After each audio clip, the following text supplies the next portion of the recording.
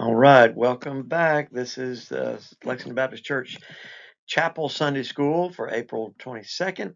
We're studying Exodus, and we're up to chapter 13, 17. And Pharaoh has commanded the people to leave Egypt, to go, so they are following Moses into the wilderness. And so that's where our lesson takes us today. Exodus 13:17, and it came to pass when Pharaoh had let the people go, that Elohim, God, led them not through the way of the land of the Philistines. That would have been the closest route, for Elohim said, lest peradventure the people repent and see war, so they run into the Philistines, and they might say, hey, let's just go back to Egypt. But Elohim led the people about through the way of the wilderness of the Red Sea. The Red Sea is called Yam Suf. Yam is the Hebrew word for sea. Suf is actually the Hebrew word for reed. So yes, Yam Suf in the Hebrew in the Bible literally means reed sea or sea of reeds. The adjective always follows the noun, sea of reeds.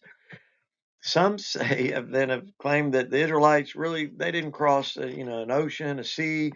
They just went through a shallow lake. The amazing thing about if you go with that is that the Egyptian army all drowned in it.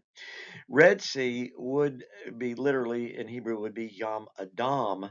Adam is the Hebrew word for blood. Adam uh, is we see that and it looks like Adam, but that is the word for red. Yam Adam. It's historically known that the Yam Suf became known as accepted as the Red Sea.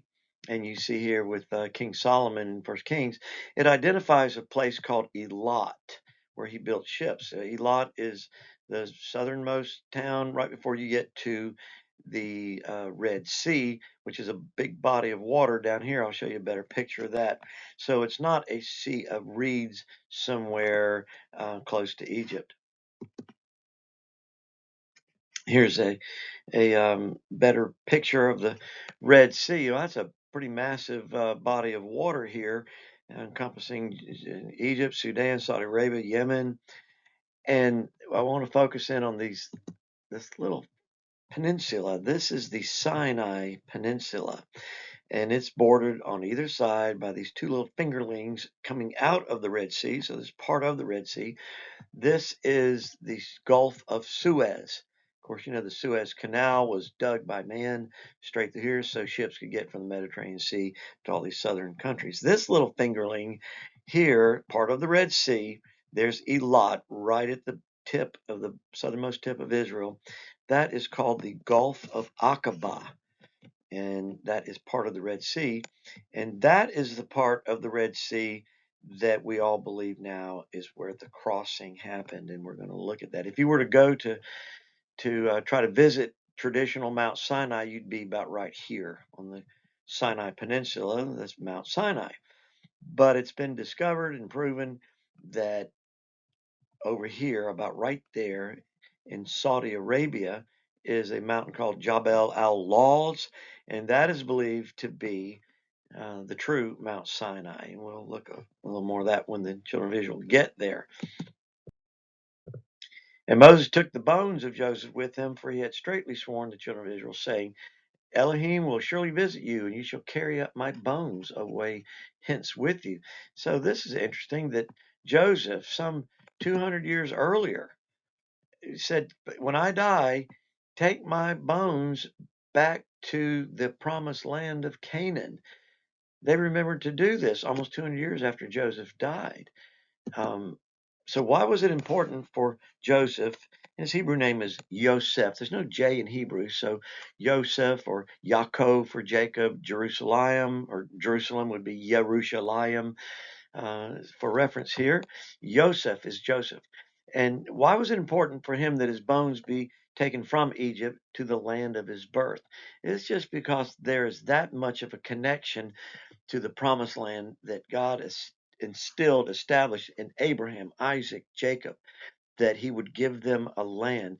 Now, if we can relate this to anything more towards us, it would be what if George Washington had made the American people agree on an oath to take his bones 200 years later and bury them somewhere else? Americans are not that loyal and committed to each other like the children of Israel were, who recognized that their human leaders were led and guided by Yahweh. We as Americans may have nationalism and patriotism, but what bound the people together, the children of Israel, were divine ties. We don't see that so much with our ancestors.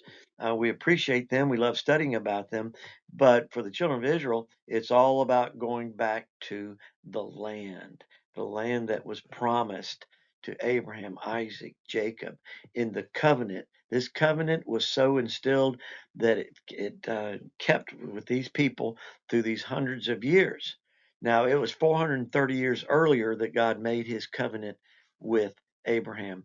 And now, after being in Egypt for several hundred years, they're ready to come out and go back to the promised land. And so, Exodus 13:20, and they took their journey from Succoth.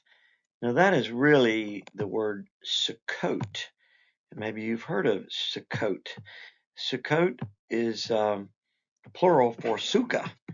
What is a sukkah? It's a noun, and it's a little tent, a little dwelling. So you have the Feast of Tabernacles or the Feast of Sukkot, a little booth that they lived in out in the wilderness. And we're not sure exactly where Sukkot is. I believe it's somewhere very near the land of Goshen when they first came out of Egypt. Um, but it says that they camped there in the edge of the wilderness, and the Lord went before them by day in a pillar of cloud to lead them in the way, and by night a pillar of fire to give them light, to go by day and night. He took not away the pillar of the cloud by day, nor the pillar of fire by night from before the people. So essentially, the cloud and fire made it possible for the children of Israel to travel day and night. This helped them quickly to put a good distance between them and the Egyptians. Speaking of light, I want us just to, for a moment, to ask this question. Do you walk in the light? Do you have a guiding light day and night? The disciples asked Jesus this question in John 11:8. They said, Rabbi, these are the disciples talking, Rabbi, the Jews were just now seeking to stone you, and you're going back to Jerusalem? And Jesus said, I love the way Jesus answers questions sometimes with not a direct, simple answer, but he gives a little analogy here. They're like saying, Jesus, do you know where you're going? Can you see where you're going? Jesus says, are there not 12 hours in the day? If anyone walks in the day, he doesn't stumble because he sees the light of this world. He has light for his path. But if anyone walks in the night, he stumbles because the light is not in him. Jesus is saying, if I didn't have light, if I wasn't the light, I would be stumbling, and no, I probably wouldn't be going back there, but I can see clearly. I know what's ahead. Yahusha is telling us right now that he knows that we're walking in a night, so to speak. We see through a glass darkly. We're stumbling around a bit. We're not sure about everything that's happening, but yet he threw something strange into this analogy about walking in light and dark.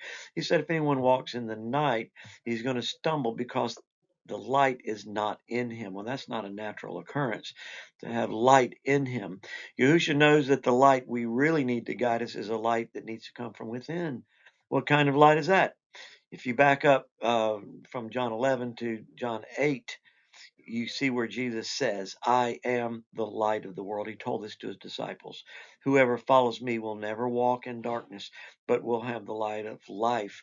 When these disciples said, Jesus, do you know where you're going? Are you sure you want to go back there? It's like he's reminded, didn't I just tell you guys I can see in the dark? I am the light. And if you follow me, you're not going to stumble. Whoever follows me will never walk in darkness, but will have the light of life. So what route did the children of Israel go? Now this map could be similar to one that you might have seen in the back of your Bible at one time. It's an out of date map. We do not believe that this is the route, but this map shows that if they went a trade route directly back to the land of Canaan up here, they would have gone this way. That's where they would have run into the Philistines. There's Gaza, the Gaza Strip is right there. That's where the Philistines existed, the Nephilim. This purple is a traditional route that shows crossing like a Reed Sea, a Red Sea, not too difficult of something to cross there, but it has them coming, never has them cross the Red Sea. It comes down here to the traditional site. There's a traditional site of from Mount Sinai, and then going up here and traveling in the wilderness and going down here back towards the Red Sea, but not getting in it, and then going back up here and crossing over Jordan into the Promised Land. That is an out-of-date map, so we disregard that. I want to show you is what I believe is to be the more correct map. Here they are in Egypt, the land of Goshen. They do come out of Egypt and they camp first at Sukkot, somewhere which is not too far away from where they made their first exit. They had upwards 2 or 3 million of them traveling. Then they started day and night traveling this route heading east. And they went across the Sinai Peninsula to Etham, and then they come down to this area. You see all this zigzaggy stuff. This is called a wadi, and it's like a ravine that a natural canyon that goes between these two mountains. They may have thought, well, they're protected, can travel uniformly, and it dumped them out though on a place called Nueba Beach. And you see the word Paharoth. That is a place in the Bible described here at the Gulf of Aqaba. And this is the part of the Red Sea that I think they crossed. Here you see this red line. We'll show you a little clearer in a minute. It's a natural land bridge. It's a little less deep right here than it would be on either side of that. Here it is in a little easier map to look at. There's Ramesses, land of Goshen, Sukkot, question mark. Here were some traditional, if they did come down this way, maybe there was Sukkot here and here. I believe it was somewhere up here. But that they crossed over Sinai Peninsula and they ended up down this canyon to Nueva Beach, crossed over and found their way over to Mount Sinai, which happens to be a almost exact direct southern um, location from Jerusalem, up just a little further north from this arrow. And Yahweh spoke to Moses, saying, speak to the children of Israel that they turn and camp before Paharoth. Well, this is Paharoth, that they camp right at this border between Migdol and the sea. There was an Egyptian fortress called Migdol, between Migdol and the sea, over against Baal-zephon, which is on the other side. Before it shall ye encamp by the sea. And that's this open. This is a 3-mile wide area called Nueva Beach. This is a Google Earth map of this. You can drive there today and see it. For Pharaoh will say of the children of Israel, they're entangled in the land. They're entangled. They're trapped. The wilderness has shut them in, and I will harden Pharaoh's heart, and he shall follow after them. And I will be honored upon Pharaoh and upon all his hosts, and the Egyptians, that the Egyptians may know that I am Yahweh. And they did so. So here they come. You can imagine the children of Israel thinking, oh my goodness, where do we go now? And it was told the king of Egypt that the people fled, and the heart of Pharaoh and his servants was turned against the people. And they said, why have we done this, that we let Israel go from serving us? And they were like our workforce. And, so he's changing his mind, and he made ready his chariot. And he took his people with him, and he took 600 chosen chariots and all the chariots of Egypt. So he took a mighty army with him, the captains over every one of them. And the Lord hardened the heart of Pharaoh, king of Egypt, and he pursued after the children of Israel. And the children of Israel went out with an high hand, meaning they plundered the Egyptians. They took silver and gold, borrowed from all the Egyptians. But the Egyptians pursued after them all the horses and chariots of Pharaoh and his horsemen and his army, and overtook them. They caught up to them, encamping by the sea beside Pihahiroth before Baal-zephon. So here they are, Nueva Beach, Pihahiroth. Here's the Gulf of Aqaba. You see down here a pillar. Solomon, some years later, many years later, erected a pillar on this side and on the other side of the Gulf of Aqaba. Pillars, and you'll see one of them was preserved and is on the other side in Saudi Arabia. And so that's further evidence that we know this is where the crossing happened. And when Pharaoh drew nigh, the children of Israel lifted up their eyes, And behold, the Egyptians marched after them, and they were sore afraid. They're scared spitless. They see these armies coming for us. We're hemmed in. Where are we going to go? There's the ocean. And the children of Israel cried unto the Lord, and they said unto Moses, Because there were no graves in Egypt, you've taken us away to die in the wilderness. Wherefore hast thou dealt thus with us, to carry us forth out of Egypt? Is not this the word that we did tell thee in Egypt, saying, Leave us alone, Moses, that we may serve the Egyptians? See, some of them, they were very reluctant to saying we're going to follow Moses out into the wilderness. For it had been better for us to die to serve the Egyptians than to die there in Egypt as slaves than it would be to die here in the wilderness. So their faith is greatly being put to the test, and they were about to have mutiny. Maybe they didn't even consider surrender, because maybe all that army would have just chosen to kill them all. And Moses said unto the people, gave them a great encouragement speech here. He said, Fear not, stand still and see the salvation of the Lord, which he will show you today. For the Egyptians whom you've seen today, you shall see them again no more forever. Yahweh shall fight for you, and you shall hold your peace. So isn't this wonderful, encouraging words, telling them to fear not, stand still, and see the salvation of the Lord. And this is an interesting phrase here, salvation of the Lord. In Hebrew, do you know what this is? This literally says, Yeshua Yahweh, Yeshuot Yahweh, Yeshuot Yahweh. This is the name for Jesus and the name for God. The name for Jesus, Yeshua, means salvation. It means salvation. That's why the angel said, You shall name him Yeshua, which we call Jesus, for he will save his people from their sins. He will be their salvation. That's just fascinating to see. That phrase is not used very much in the Bible. You have Yeshua and Yahweh right here in juxtaposition to each other. But what does God say to Moses after he tells him, Stand still and see the salvation of the Lord? I always thought this was kind of comical because God says, Moses, tell the children of Israel to go forward, to move. Don't stand there. Move forward. Can you imagine? Move forward. There's an ocean there. What are we going to do? But God says, Lift up thy rod and stretch out thine hand over the sea and divide it, and the children of Israel shall go on dry ground through the midst of the sea. And behold, I will harden the heart of the Egyptians, and they're going to follow you into this divide, and I'm going to get honor upon Pharaoh and upon his hosts, upon his chariots, and upon his horsemen. And the Egyptians shall know that I am Yahweh, when I have gotten me honor upon Pharaoh, upon his chariots, and upon his horsemen. Now, is Yahweh concerned for the Egyptians that they know who he is? Why? Well, yes, he is concerned that they know who he is because he is love. For God so loved the world, including the Egyptians. So often we read these stories and we say, well, these are the bad guys and these are the good guys. We're all the bad guys.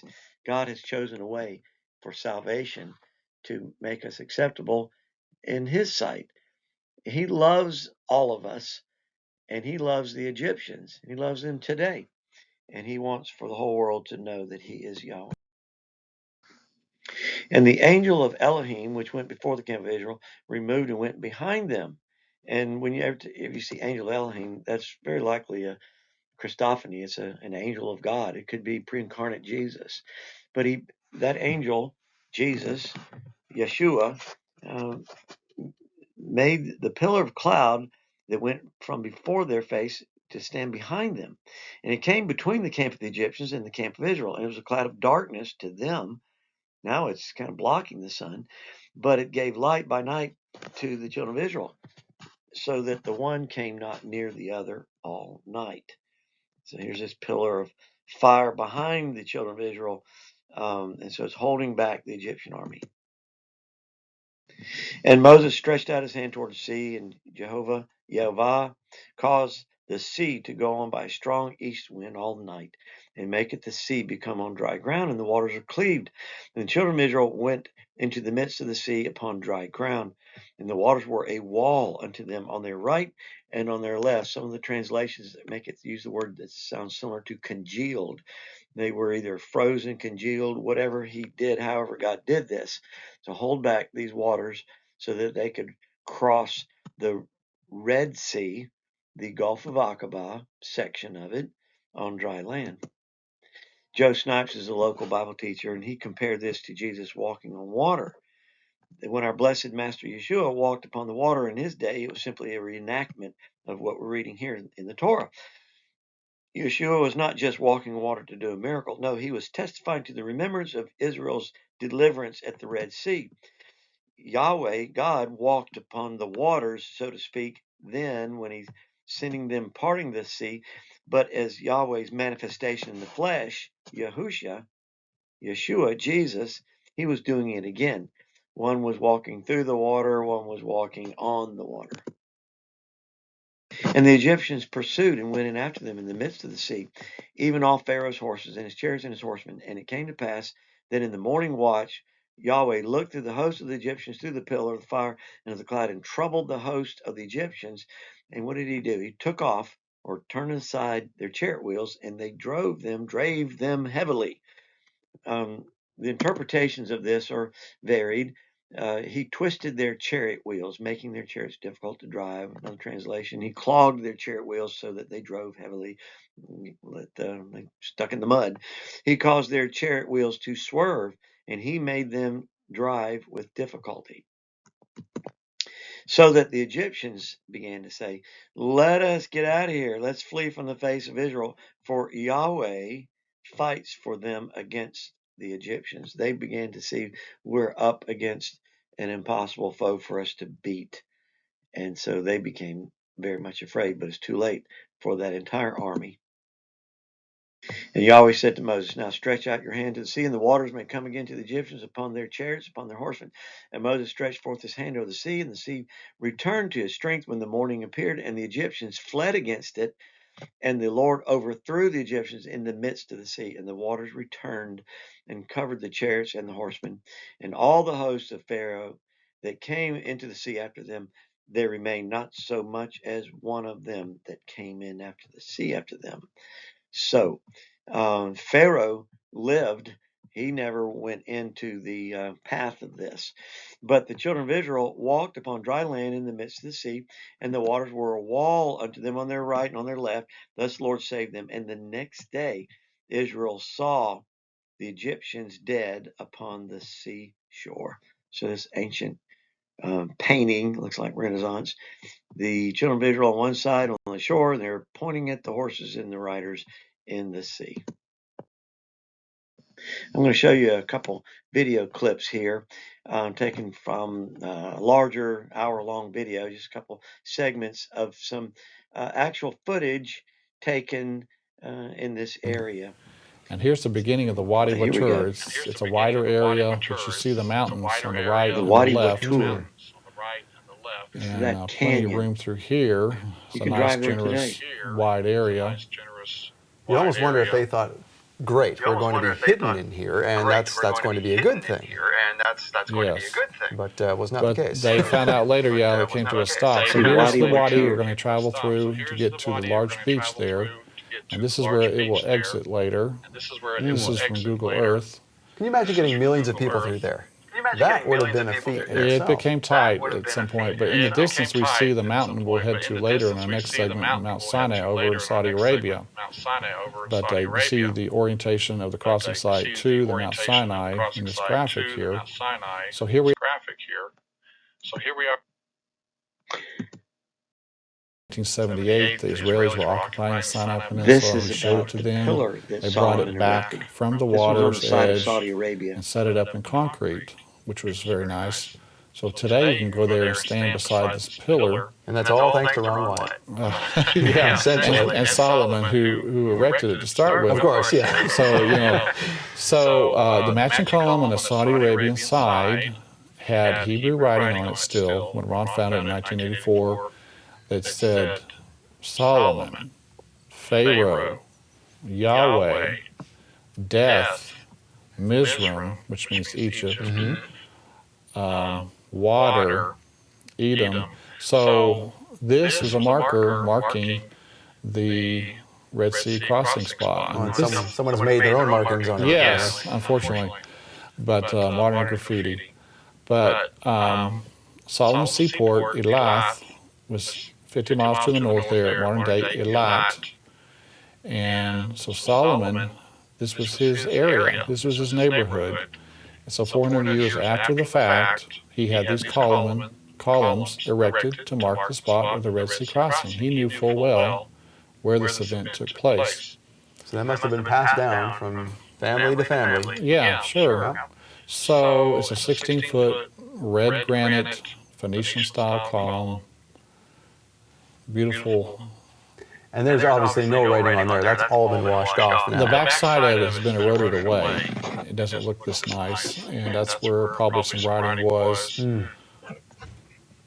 But that's a solid piece of granite. That's not like the Sodom and Gomorrah limestone that we saw. This is Right. It's This is very solid red granite. It's very beautiful. So from here, we can get a look. Okay, this next. was it an awesome That thing was to quite behold? incredible, Pillar of yes, fire. to be there. And so in the foreground, right in front of us here, is a melted beach where the sand and the stones were literally melted together like concrete. Really? This is not loose sand. This is a melted beach which the pillar of fire created when it stood here. So, Separating the Egyptian army from Yeah. the fleeing Israelites. yeah. So again, this is more evidence, that confirms the location My here. goodness. Now, how did you find out about that? I had heard about it, and then I saw it myself. So here it is. You see, this rock is just infused in with the sand and the little rocks there, and this is all hardened. This is like concrete. That is amazing. Jason here is stepping on it. It's very solid. This is a different area. How did the locals explain this? I asked the hotel owner was here with us that we know, and he says, I've never seen this before. He said his hotel's in a different area, but he was amazed at what he saw. So, Well, there's the evidence right there. It's yeah, solid. right. And so a piece of it was broken off for us to look at, and you can see up close here, all the little rocks and the sand, they're melted together, infused Wow. by the pillar of fire. And this goes on for some ways. This isn't just one little spot. And so Ron Wyatt went scuba diving out there, and various things have been found in the water. You can see human femur bone that is coral encrusted, which would be something you would expect. And on the left here, we see a normal one. On the right, you see the coral encrusted femur from one of the soldiers. On the top left, you see a human rib cage stuck in the coral. Now, what about people who say, "Oh, this is table coral"? It's not, because it has metal in it. And so here's a horse's hoof that's shriveled up when they took it out of the water. It's shriveled up. So again, we have horse parts, human parts. What are we seeing here? What is this coral? And so this is coral standing on an axle, and it has a raised center hub with spokes going outwards. Here's another round chariot with a raised center hub and then spokes going out, and it's got a round shape to it. Again, it's covered in coral. Do some people say that these are just modern shipwrecks? Some people have said that, but again, this agrees totally with the design of the chariot wheels. With the raised center hub and using metal detectors, there is metal in the center. There are spokes going out. This is a 4-spoke wheel with 3 spokes left. 4-spoke wheels, 6-spoke wheels, and 8-spoke wheels are found here. Of course, using the metal detector, like he's demonstrating here, all of the hubs here contain metal, and that is the design of the Egyptian chariot wheel with the metal center hub. Now here is a gold-plated wheel.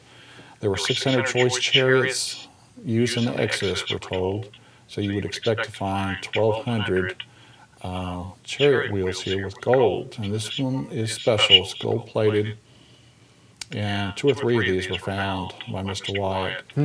Now we see a more shallow area where the Red Sea crossing took place. It's shallower here compared to the north and compared to the south. It's still deep. It has to be a deep area. is 2,800 feet deep, but that gives you a 4% grade, which is manageable. Over in Saudi Arabia, you see the remains of the pillar that was found there. Okay, so quite interesting. What were the two results of Yahweh doing this to the Egyptian army? We find that in the next verse. And Israel saw that great work which Yahweh did upon the Egyptians. And what happened? The people feared Yahweh. And number two, they believed Yahweh and his servant Moses. Fear of the Lord is the beginning of wisdom, so they began to get wise in their understanding who God was and that he could be trusted, and they believed Yahweh. What do people of Yahweh do after they experience his presence or divine intervention in their lives? What do you do? What do we do as God's people? Well, in the Bible, we're going to see next is they sing. Next week, we're going to get into what's called the Song of Moses. Very famous, very long song. We don't know what it sounded like, but we're going to get into that, look at the text, the lyric for it next week. Right now, I want to leave you with the song that I thought of from Don Moen, God Will Make a Way Where There Seems to Be No Way. If there was ever any place it seemed like there was no way we're getting out of this, it could have been the children of Israel at Nuweiba Beach facing the Red Sea, and yet God made a way. So until next time, be blessed, and we'll see you next week.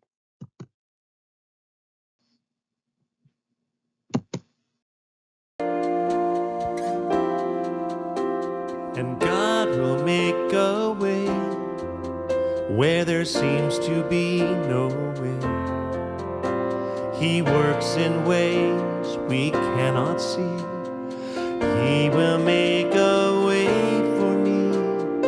He will be my guide, hold me closely to his side, with love and strength for each new day.